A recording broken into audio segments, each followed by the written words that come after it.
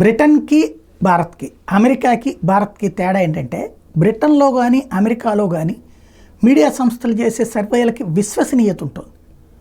వాళ్ళు వాళ్ళ దేశం పట్ల ప్రేమతో ఉంటున్నారు. రాజకీయంగా ఎవరో ఒకరికి తొత్తులాగా వ్యవహరించట్లేదు వాళ్ళ దేశంలో. మన దేశం పట్ల వీటి పట్ల వ్యతిరేకతతో ఉంటారు, నో డౌట్. కానీ అక్కడ ఏదో ఒక పార్టీకి తొత్తులుగా వ్యవహరించట్లేదు. ఆ కారణంగా వాళ్ళ సర్వేల్లో వాస్తవికత వస్తుంది. ప్రజలు కూడా బాధ్యతాయుతంగా వాళ్ళకి రిపోర్ట్ చేస్తున్నారు.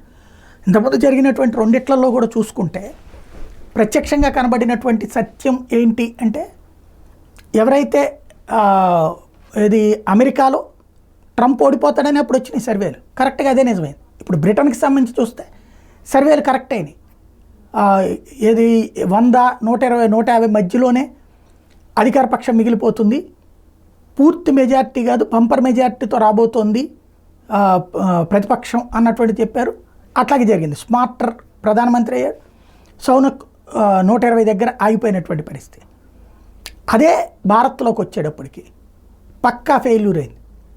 300, 325, 400 ఈ రేంజ్లోకి వెళ్తే ఇక్కడ సర్వేలు కంప్లీట్ రివర్స్ అయింది. 240 దగ్గరే పరిమితమైంది బీజేపీ. కూటమిగా 292 దగ్గర ఆగింది. ఎక్కడ తేడా వచ్చింది?